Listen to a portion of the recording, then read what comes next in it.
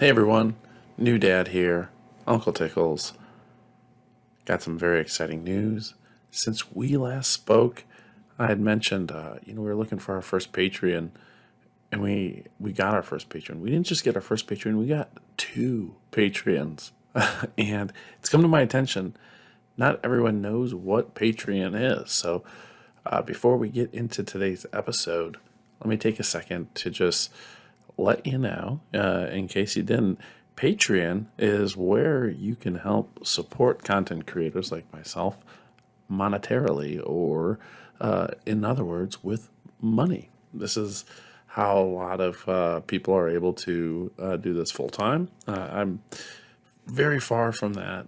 This is still very much a hobby and something I'm doing out of just my love for all the tickle monsters out there, you guys. But if you are a fan and you do want to keep this going, keep the lights on, head on over to Patreon and look for New Dad Podcast, and you can sign up. I believe as low as $1 a month. So that is greatly appreciated.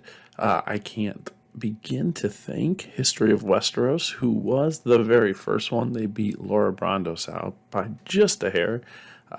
You two have done something that was very touching. I was in Mexico when I got the alert, and apologize. I should have made a bigger deal about it before now, but it was touching. You can ask my wife Lita.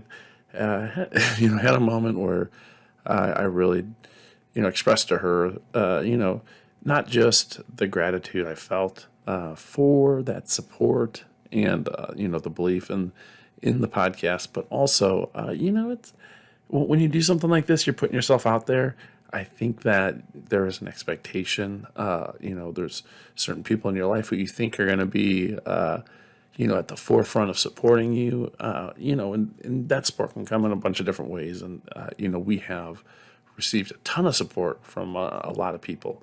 But, when it's people, and it's not surprising that it's History of Westeros and Laura Brandos, but just a little backstory. These are people who, they started off as internet friends, the pen pals. It meant a lot. And if you're listening, thank you. If you are listening and you want to become a patron, as I said, head on over. Don't don't let not being the first stop you. This would be a great way to get a couple added perks, and we'll get those over to our new patrons. So without further ado, don't forget to rate, review, subscribe, like, all those cool things, depending on how you're listening to this, whether it be YouTube or Apple or Spotify or wherever you listen to your podcasts. Do it. It helps. It's another way to help if you can't spare a couple bucks a month. And if you can't, no big deal. Do you know who can spare a couple bucks a month? PropCause. PropCause, you should be our third patron if you're listening. You made the sickest podcast intro song, and you would be the sickest third Patreon to ever walk this earth. So take us away, and let's get to today's episode, which is email bag, and some stories from listeners. So buckle up, buckaroos. All the tickle monsters are going to get their answers that they've never wanted. Popcast, take us away.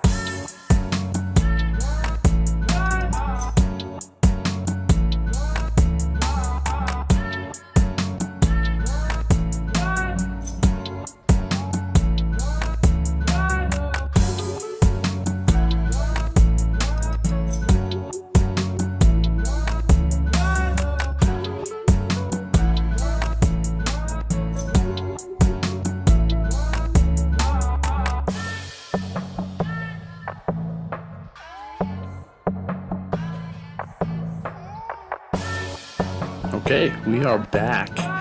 And as I said in the intro, we are doing a little email bag. We have a small handful of questions that we've collected over the beginning of this short season of New Dad, as well as a couple stories, mostly from Reddit, we got when we asked for some embarrassing, funny stories from your parents. I'll tell you a little story that sparked that question, but we're going to jump into some of these email questions. The first one we have is from Adam in Texas. He asks, what routines, such as around sleeping, potty training, and or eating, do you acknowledge you didn't do right with Shep and you've changed with Solo?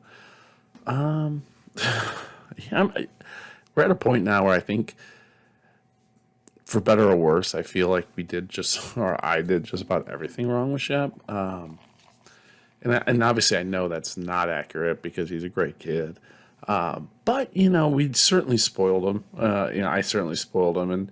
And I do feel like it's one of those things that it's hard to put the toothpaste back in the tube, once you've opened up a can of worms. So I would say one thing, I think we've done a much better job with Solo than Shep. It's just tablet time. And I would say just Shep got a lot of that, and Solo gets very little. I'm proud to say Shep's like 2 weeks clean of the tablet right now. So, and doing pretty well, he's 3 going on 4, and I think there's a lot about boys at that age. Not to be the person who says boys will be boys, but just it's a difficult age, and a lot of kids around that time are pushing boundaries, and Shep's certainly doing that, and he's a smart kid, so he kind of figures out what can get under your skin, and he'll do that, and he figures out hurtful things to say, and from talking to other parents, I don't think it's remarkably unique. It sounds totally honestly like and this could be anecdotal, but a lot of the parents that I speak to have dealt with that with their own toddlers, and you try to keep that in mind, but also push your kid to be better. You want to be understanding, and try to remind yourself that they've only been on the planet for 3 years. However old you may be as you're listening to this, I think most of us can admit that we're still, getting better. We still have a lot of areas of improvement when it comes to how we react emotionally, or, that's certainly true for myself. And I'm 40 years old, so, thinking about my 3-year-old going on 4-year-old son having difficulty with this, seems to make sense. But again, you don't want to fall into that trap of, just kind of justifying all your kids' shitty behavior because they're young or little, because eventually you end up with a 15-year-old who's a shithead, and you're still making the same excuses. So that's where we are. It's been difficult. It really has. And it's just trying. It seems like there's always everything's a meltdown, and there's 13 opportunities for that to happen a day, and you're slowly navigating. And I think the thing is, it's just, as a parent, hard to keep the sort of patience that you're giving it on the 15th or 14th time. And that's where I'm at. I'm just trying to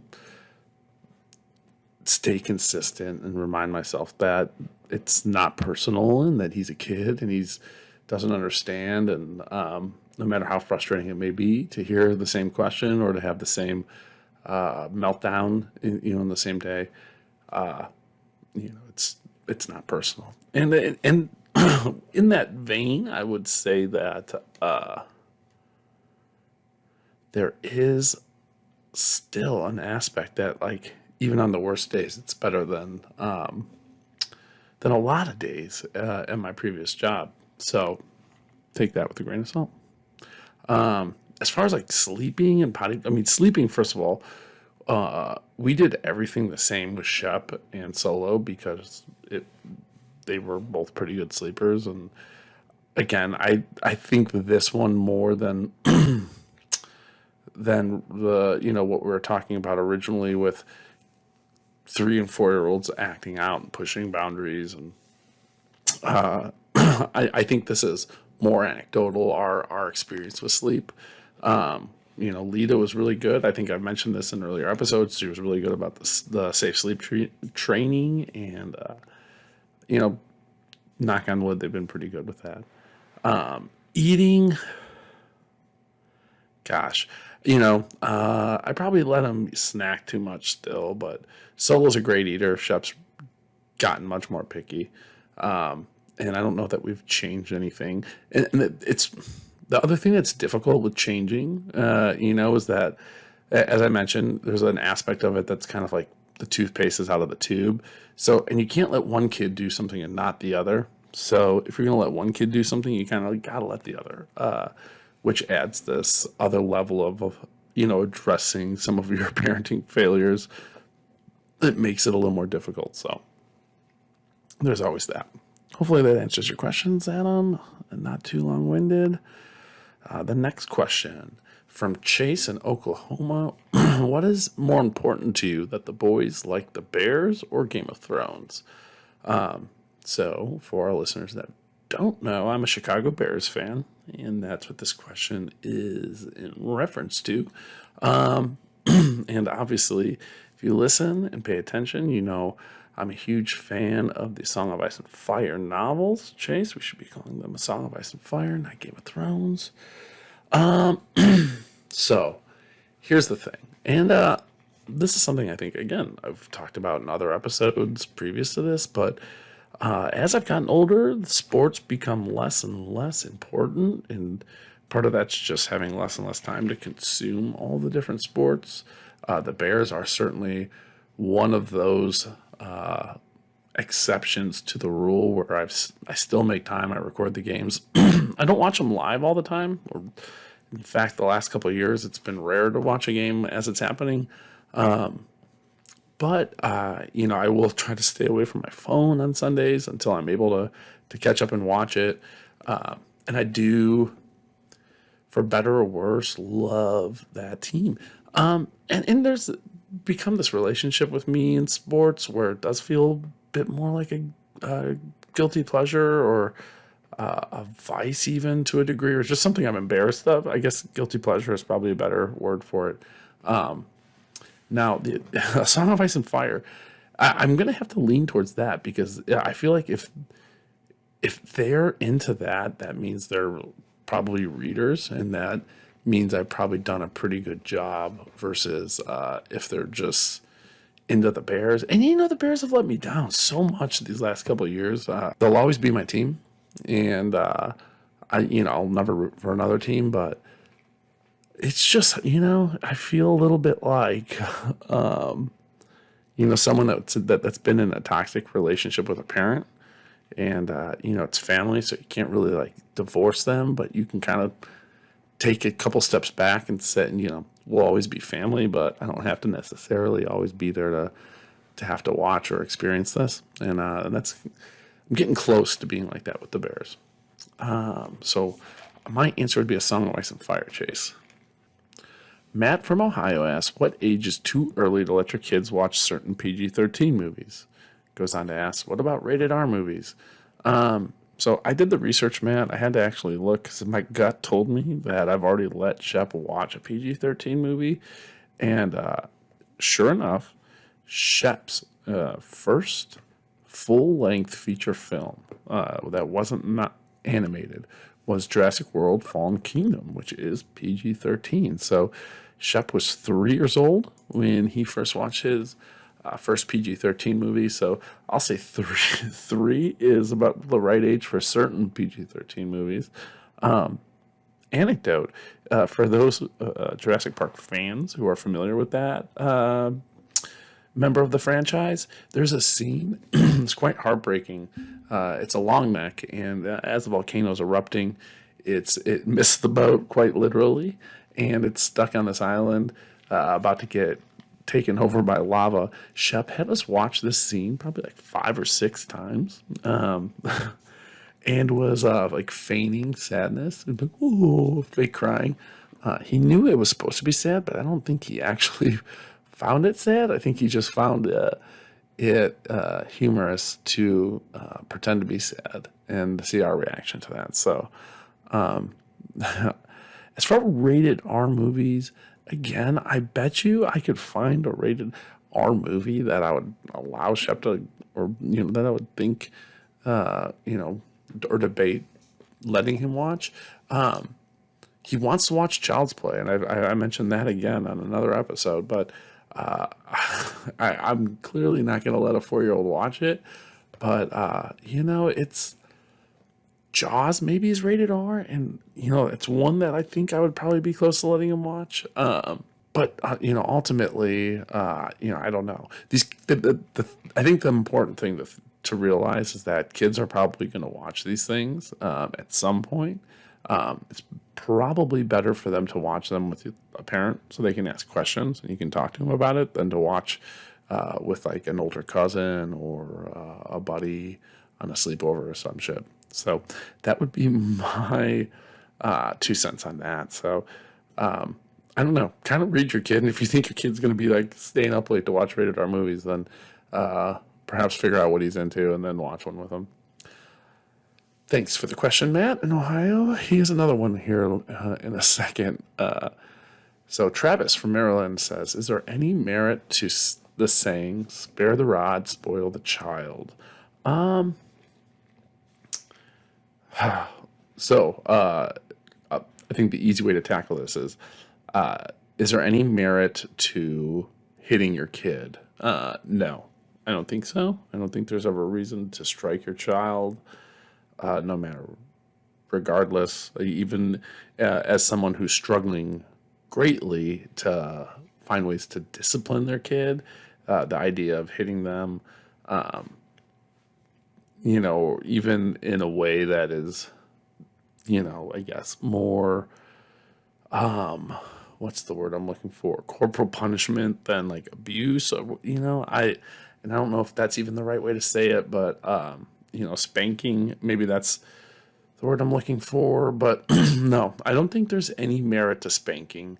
But with that being said, I do think there is merit to the idea of being a little stricter in terms of, for a bigger picture, not to spoil your kid. And someone, again, who's dealing with a spoiled child right now,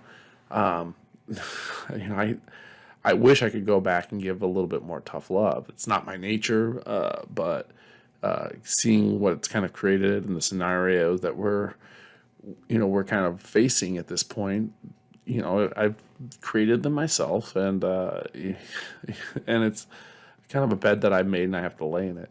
So tough love, yes, I think there's some merit to dishing out tough love and a bigger picture effort not to spoil your kid. 1,000%. And, I regret that a little bit, and regret's probably a strong word. I guess I wish, I don't know. I don't know how to say it, but it's mostly material stuff. As far as if I could go back and change anything, it would be introducing him to this feeling of relieving boredom through getting something new. Because I think that's basically what it boils down to for him. He's bored and he wants something new.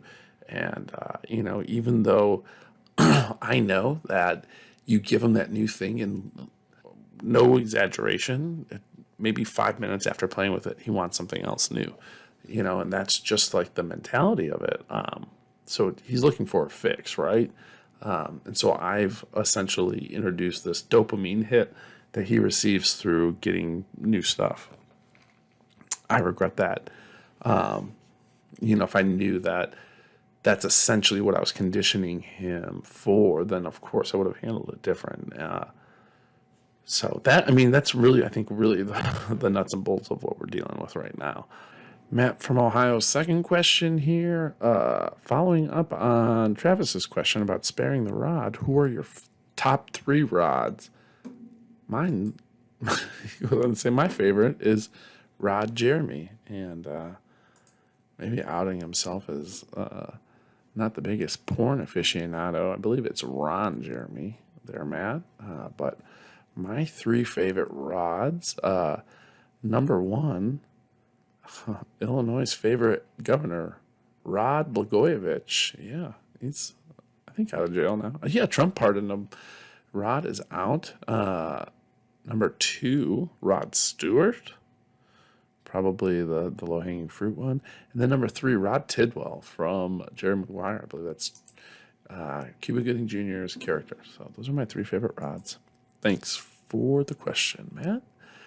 Jono from Illinois, my brother, asks, "Are all toddlers psychopaths, or is it just mine?" I think all toddlers are psychopaths, pretty much, at least boys. Both of mine are, certainly. And then Dane in South Carolina, following up on Jono's question, is it normal for a 7-month-old to growl at his dad? Is it normal that the only game we play at home is called Predators, where I either act like a silverback gorilla, jungle cat, or a raptor? Dane, I think the reason your kid's growling at you is because the only game you play is a game called Predators, where you act like a wild animal. Going out on a limb, that's just my guess. Tommy, not me, from Illinois asks, "Me and my wife just had our second baby. He is on the boob every hour. Is it bad that I sleep in the guest room just so I can get some sleep?" That's not the first dad I've heard doing something like this. It's not my style, and I know that he did send a follow up afterwards. I think he felt maybe like he was going to get some slack for this, and said that they're not using a bottle yet. My 2 cents would be, introduce that bottle now. It's, if you're going to do it eventually, better sooner than later. Start pumping, staving. What Lita and I did, if you listen to season 1, was we would do shifts. So one of us would basically take from, like 8 o'clock to 1 or 2. And then the other one would be from like 2 to 5 to 6, 7, that area. So, you knew that you were going to get a good solid chunk of sleep, at least at some point. But something also tells me maybe Tommy's not totally hating the fact that he can go and get 8 hours in the guest room. That's better than like 5 hours, I guess. But, it's all about having to look yourself in the mirror, and every relationship's different. Every couple has the different responsibilities that they share and split, and, whatever works for you guys. So, is it bad? I wouldn't say it's bad. It's different than how we did it, but not bad. Webb in Texas asks, "What were some of your favorite moments of Ice and Fire Con 2022?" There were a lot of great moments, and this is going to probably sound cheesy and cliche, but I think really a lot of it was just seeing people that you'd been chatting with. And, in the intro, we talked about History of Westeros and Laura Brondos being our first 2 Patreons. Those are people that I know through the A Song of Ice and Fire community, and people that I see when I go to Ice and Fire Con. So, the relationships that we have, are friends now. We communicate, like most people, electronically, and whether that be through a text or messenger or whatever, DMs, however, you communicate with your friends. It's very similar. It's just I see them maybe once a year, twice a year, and during the pandemic, not at all. So it was getting to see people that you've been talking to for 3 years, but you haven't been able to really see. And I think that's something a lot of people can relate to over the pandemic. That's not something totally unique to this group of friends. But for me personally, there was a couple of guys that I had legitimately never met, with the exception of James, who I did get to hang out with a little bit in San Diego earlier this year. But Steve and Dom, it was really cool getting to spend a little bit of time with them and get to know them a little more, and make some empanadas, which were delicious and seemed to be a big hit by everyone that had them, and the salsas that accompanied them were also seemed to be favorably imbibed. So those were some of the highlights. The Manimals, live music, I love. That's again no secret, but they were awesome. I thought they did a fantastic job and really exceeded my expectations. Presenting a panel with the folks of Radio Westeros, that was a bucket list item for me. So that was a big highlight. And the panel with Jimmy No Content Stapler going as well as it did, and then hitting up a hot tub. We brought a hot tub Dyson FireCon, and that's another highlight. It was 80 degrees on Saturday, and more of a cold tub, but it was still very enjoyable. I don't want to go on too long about it, but those were the highlights that just jumped to the forefront of my brain. Meeting Webb from Texas, that was a highlight. So yeah, that was all. Just the people in general. It's a really cool crowd, and I've talked about it in multiple episodes now. But even if you aren't a fan of the books or the show, it's still a good time. And I've got a couple of friends who can attest to that. They're not consumers of either, and they've come down and had a great time. So Ryan in Indiana asks, how is the house and job hunt going? It's going slow. I have not really started to formally look for a job. The house hunts, we're looking at places, but there's just not a ton in inventory. We just looked at a house this Sunday that, we're still deciding whether we're going to put an offer in on. There's a lot of work that needs to be done to make it something that we'd be with or happy with. And it's also, when you're spending that much money on something, and then you have to spend even more money just to get it to what you want. It starts to become intimidating. So it's still going, and my job hunt will ramp up in June when the kids go to daycare a couple days a week, and we're looking forward to that because, as I said, we're struggling a little bit with. Just not really struggling, but it's just been tough going. Lita works from home every day, and me and the boys are here every day, and they're going through a period where it's like I said, they're just pushing boundaries more.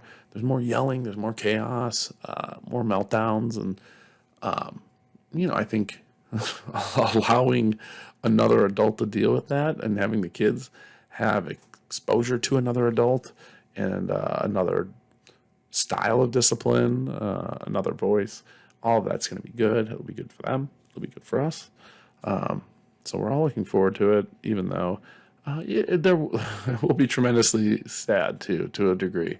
But when it's for everyone's best, it's easy to kind of get over that sadness, right? That was the last question we had. Thank you, everyone. Please continue to send questions that you have to newdadpod@gmail.com, or you can submit those at the Facebook group for the TKOK Podcast Network. If you're not a member, if you're not in that group, that Facebook group, head over there. We'll get you taken care of and treat you real kindly like.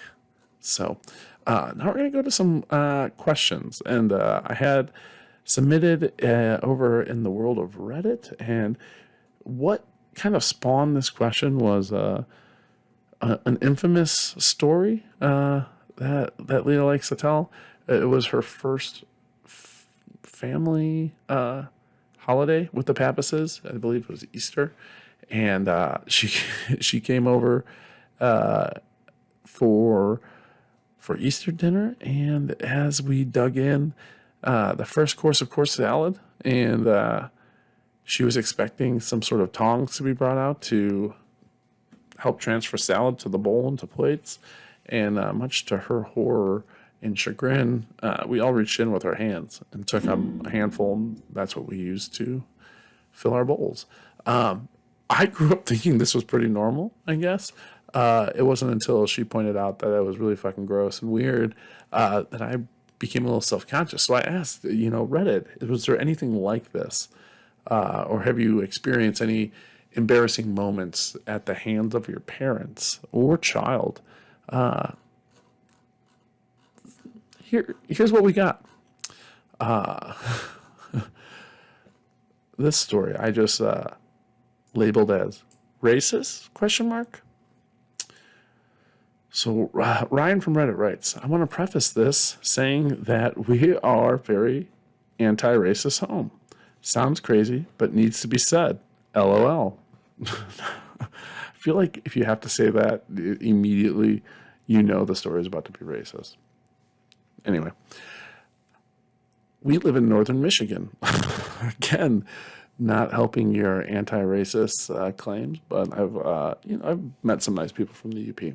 Needless to say, there aren't an abundance of African Americans where we're from. My brother-in-law is black, so that's really the only one my son has met. His name is TJ. Great dude. We all love him. Okay, so TJ's the black brother-in-law, not the son. My son was 4 at the time, and the new Space Jam was about to hit theaters.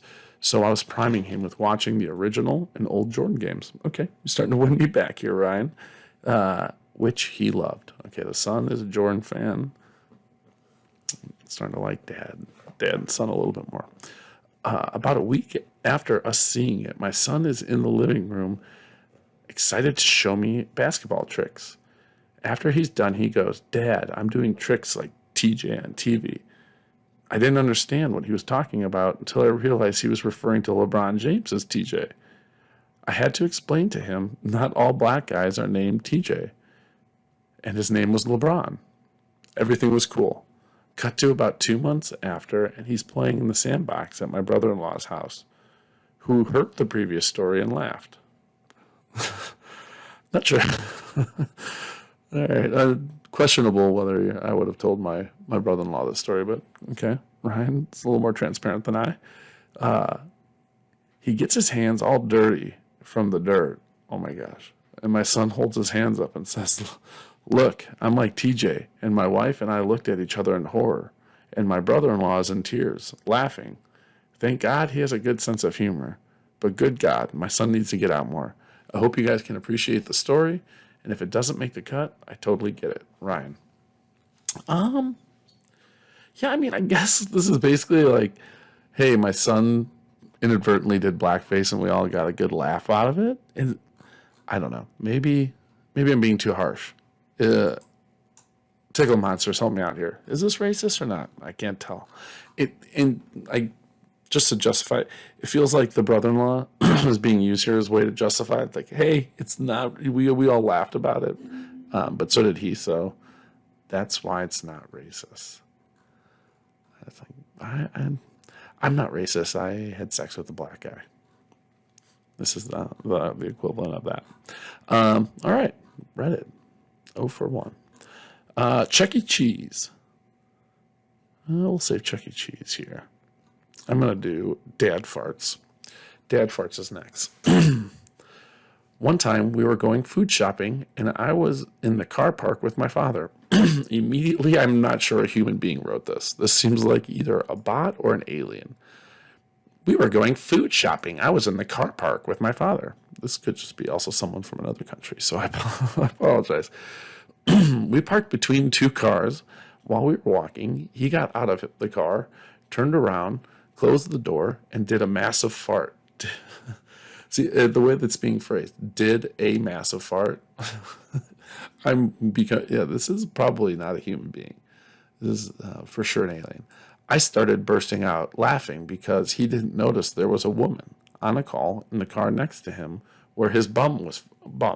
This might just be someone from the UK. In the car next to him where his bum was facing. He reacted immediately and said, "Oh, sorry," and did this little wave. I don't understand how she didn't laugh. That was absolutely hilarious, and it was so loud. You got to love parents. She probably didn't laugh because she got a fucking farted in her face. That is pretty easy to understand. All right. Chuck E. Cheese here. After a trip to Chuck E. Cheese, my son, who was 3 at the time, told my husband he was saving his tokens. so he could buy something at the mall. My husband tried to explain that the tokens were only good at Chuck E. Cheese, but my son would hear none of it. So we're talking about Chuck E. Cheese in the mall. This is how old is this story? Then we went to Blockbuster Video and we played with a Rubik's Cube. All right, let's go. Frustrated at not being able to get my son to understand, he said, "Son, I'm 30 years old and you are 3 years old. Do you really think you know more than me?" Being very sassy in a loud voice, my son quit back, "Yes." This is where I stepped in and explained the whole token currency situation again, and he finally understood. I then asked him, "Do you have anything you would like to say to Dad?" Their conversation went like this. "I'm sorry, Dad." "Well, what are you sorry for?" And then, in the most innocent voice, my son replied, "I'm sorry I'm smarter than you." This has been a reoccurring joke, here we go, for our family for 23 years now. 23 years. So I was pretty close. Okay, well, I feel like if this is the reoccurring joke for 23 years, you probably led a pretty boring life. And that's not a bad thing. That's just, pretty. No one's been arrested. No one's had their nose smashed by a crane or lost a finger or anything like that. So, some good old innocent Chuck E. Cheese fun. This was Pooh House. This one is the winner. For sure, this could be a relative of mine. This could be a long-lost Pappas. To whom it may concern. So I thought this was pretty normal for everyone in their families since I grew up doing this because my dad had taught me to do this. So we had about 100 dogs. I kid you not. Which makes for a lot of crap to pick up. But you see, we weren't the wealthiest of families, and we had to use everything around us to either fix or repair something.